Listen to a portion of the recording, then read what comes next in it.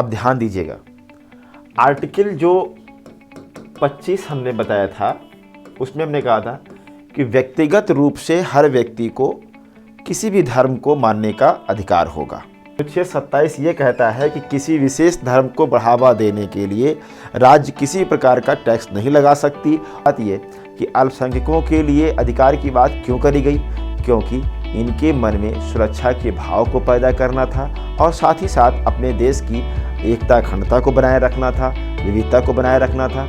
नमस्कार साथियों, prelims booster programme में आप सबका स्वागत है और मैं हूं आपका निरंकार।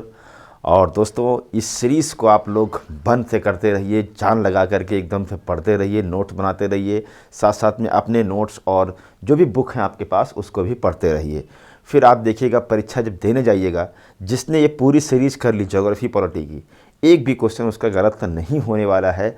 ये दावा तो नहीं है, लेकिन ये पूरा मेरा अनुमान है। चलिए आइए देखते हैं राज्य व्यवस्था के एक प्रश्न को। देखिए, प्रश्न दिया है निम्नलिखित कथनों पर विचार करें, यानी कुछ स्टेटमेंट दिए गए हैं और कह रहा है उपयुक्त में से कौन सा या से कथन असत्य हैं, यानी गलत कथन की आपको पहचान करनी है। अब देखिए, पहला कथन दिया है धार्मिक मामलों में संस्था बनाकर उसका प्रबंधन करने का अधिकार अनुच्छेद 26 से संबंधित है।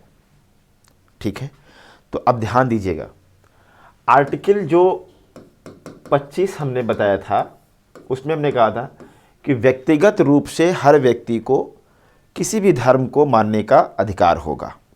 वो इंडिविजुअली बात अनुच्छेद 25 करता है, बट अनुच्छेद 26 यानी आर्टिकल 26 जो अधिकार व्यक्तिगत तौर पर देता है 25, वही अधिकार सामूहिक रूप से प्रदान करता है अनुच्छेद 26। यानी एक कम्युनिटी की बात कर रहा है, कोई भी संस्था बना करके, धार्मिक संस्था बना करके उसका प्रचार प्रसार किया जा सकता है। जैसे रामकृष्ण मिशन को आप देखिए, है ना, ये क्या है, ये एक संस्था ही तो है, एक धार्मिक संस्था है। तो कुल मिलाकर के अनुच्छेद 26 कहता है कि कोई भी धार्मिक संस्था बना करके उसका प्रबंधन आदि करा जा सकता है। ये 26 की बात कर रहा है, तो इस आधार पर यह कथन एकदम सही है। फिर कह रहा है सरकार किसी विशेष धर्म को बढ़ाने हेतु तो कर नहीं लगा सकती, लेकिन सुविधा हेतु तो शुल्क ले सकती है। अब ध्यान दीजिए, यह मामला है आर्टिकल 27 का, अनुच्छेद 27 का ये मामला है। और अनुच्छेद 27 कहता है कि राज्य किसी भी धर्म को बढ़ावा देने के लिए किसी भी प्रकार का कर नहीं लगा सकती, यानी कि किसी प्रकार का टैक्स नहीं लगा सकती है। और साथ ही साथ यह भी कहता है कि अगर कोई धर्म है तो राज्य उसको बढ़ावा देने के लिए जो भी टैक्स का पैसा आया हुआ है, अब वो चाहे इनकम टैक्स के रूप में हो, चाहे वो सेल टैक्स के रूप में हो, चाहे वो निगम कर के रूप में हो, किसी प्रकार का जो सरकार की आमदनी होती है, जो कर इकट्ठा होता है, उस कर को किसी धर्म को बढ़ावा देने के लिए नहीं खर्च किया जा सकता। और साथ ही ये भी कहा गया है कि कोई भी व्यक्ति अगर ऐसे कर लगाए जाते हैं राज्य के द्वारा तो अदा नहीं करेगा, यानी अदा करने के लिए वो बाध्य नहीं है, पहले तो लगा ही नहीं सकती। तो कुल मिलाकर के अनुच्छेद 27 ये कहता है कि किसी विशेष धर्म को बढ़ावा देने के लिए राज्य किसी प्रकार का टैक्स नहीं लगा सकती और ना ही व्यक्ति इसको देने के लिए बाध्य है। साथ ही यह भी कहा गया है कि जो कर इकट्ठा होता है, सरकार के द्वारा इकट्ठा किया जाता है, उसको किसी विशेष धर्म को बढ़ावा देने के लिए खर्च नहीं किया जा सकता है। इस प्रकार से अगर देखा जाए तो यह कथन सही प्रतीत होता है, लेकिन इसमें लिखा है कि सुविधा शुल्क ले सकते हैं। अब ये क्या है, कर तो नहीं लगा सकती, लेकिन सुविधा शुल्क सरकार वसूल कर सकती है। कैसे? जैसे मान लो अगर हम प्रयागराज की बात करें तो यहाँ पर कुंभ मेले का आयोजन होता है कि नहीं होता है। अब कुंभ मेले में तो भाई बहुत सारी व्यवस्थाएं करनी पड़ती हैं, है ना, यातायात का हो, बिजली का हो, रहने का हो, बहुत सारी चीज़ें वहाँ पर डेवलप करनी पड़ती हैं अस्थायी तौर पर। तो उसमें सरकार का बहुत पैसा खर्च होता है। तो उस आयोजन को संपन्न कराने के लिए कुछ शुल्क लिया जा सकता है। जैसे जो बस का किराया होगा उसमें 2-3 रुपया बढ़ा दिया जाएगा। इसी प्रकार से कुछ शुल्क, सुविधा शुल्क उसको कह सकते हैं, सुविधा शुल्क ले सकते हैं, लेकिन कोई टैक्स नहीं लगा सकते हैं। तो इस आधार पर देखा जाए तो यह अनुच्छेद क्या है, ये कथन एकदम से सही प्रतीत होता है। अगला है, राज्य द्वारा मान्यता प्राप्त एवं अनुदान प्राप्त करने वाली शैक्षणिक संस्थाओं में अनिवार्यता धार्मिक शिक्षा दी जाएगी। अब ये क्या है? वास्तव में ये मामला है अनुच्छेद 28 का। देखिए ध्यान से, ये आर्टिकल 28 का मामला है और इसमें कहा गया है कि सरकार, अगर हम धार्मिक शिक्षा की बात करें तो कहाँ कहाँ पर धार्मिक शिक्षा दी जा सकती है, इसके संदर्भ में ये बात करता है अनुच्छेद 28, जिसमें पहली बात क्या बोलता है, इसका पहला जो काज है उसमें कहा गया है कि राज्य द्वारा पूरी तरह से संचालित विद्यालयों या शिक्षण संस्थानों में किसी भी प्रकार की धार्मिक शिक्षा नहीं दी जा सकती। जैसे अगर हम कहें GIC, गवर्नमेंट इंटर कॉलेज है, तो ये पूरी तरह से सरकार के द्वारा संचालित होता है, इसमें किसी भी प्रकार की धार्मिक शिक्षा नहीं दी जा सकती है। वहीं पर अगर दूसरी बात देखें, कहा गया है कि राज्य के द्वारा जो वित्त पोषित हैं, यानी जो सहायता प्राप्त हैं, अनुदान प्राप्त कॉलेज होते हैं, जो मैनेजमेंट कॉलेज आप देखते होंगे, बहुत सारे होंगे, तो जो सहायता प्राप्त या अनुदान प्राप्त कॉलेज होते हैं, उसमें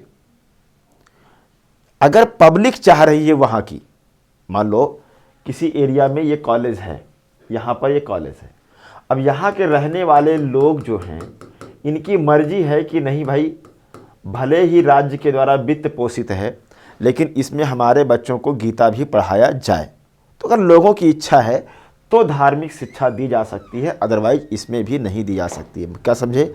यानी कि जो राज्य द्वारा वित्त पोषित हैं या अनुदान प्राप्त कॉलेज होते हैं, उसमें धार्मिक शिक्षा दी जा सकती है, लेकिन वहाँ के लोगों की मर्जी से। तो कुल मिलाकर के जो ये कह रहा है अनिवार्यता धार्मिक शिक्षा दी जाएगी, इस आधार पर ये गलत हो जाएगा। यानी अनिवार्यता नहीं दी जा सकती है, वहाँ के लोगों की इच्छा से दी जा सकती है। ठीक है, इसी प्रकार से कह रहा शिक्षा एवं संस्कृति संबंधी अधिकारों को अनुच्छेद 29 एवं 30 में वर्णित किया गया है। अब देखिए ध्यान से, अगर हम बात करें तो देखिए अनुच्छेद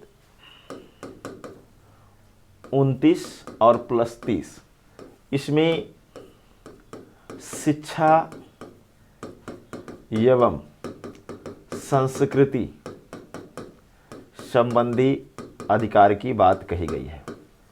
और ये बेसिकली किसके लिए बात कही गई है? तो आप कहेंगे अल्पसंख्यक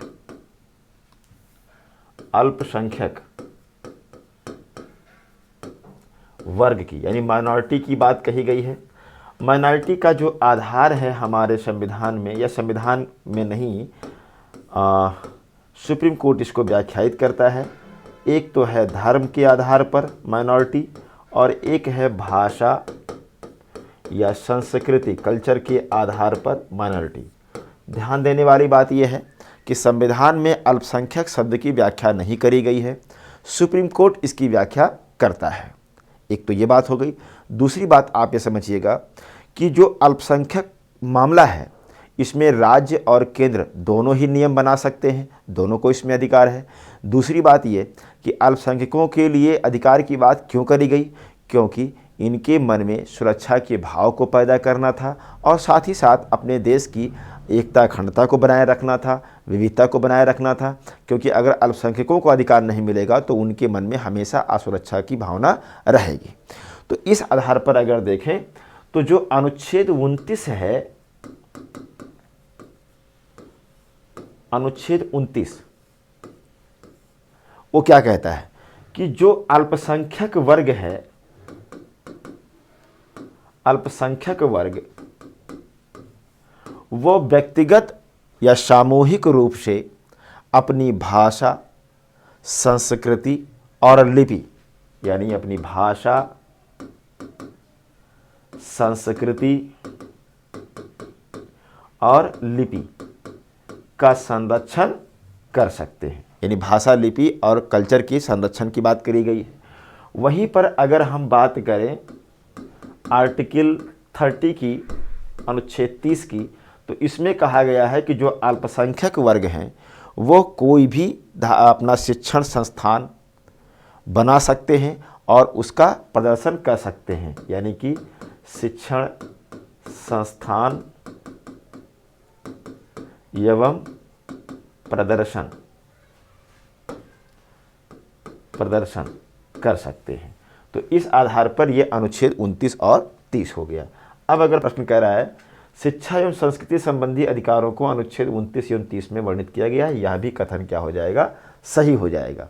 तो अब आप देखिए ध्यान से, पहला कथन इसमें सही है, दूसरा कथन भी सही है, तीसरा कथन गलत है और चौथा कथन सही है। यानी कि इसमें असत्य कथन कौन सा हो जाएगा, तो केवल हो जाएगा 3, यानी डी ऑप्शन इसमें क्या होगा, सही होगा।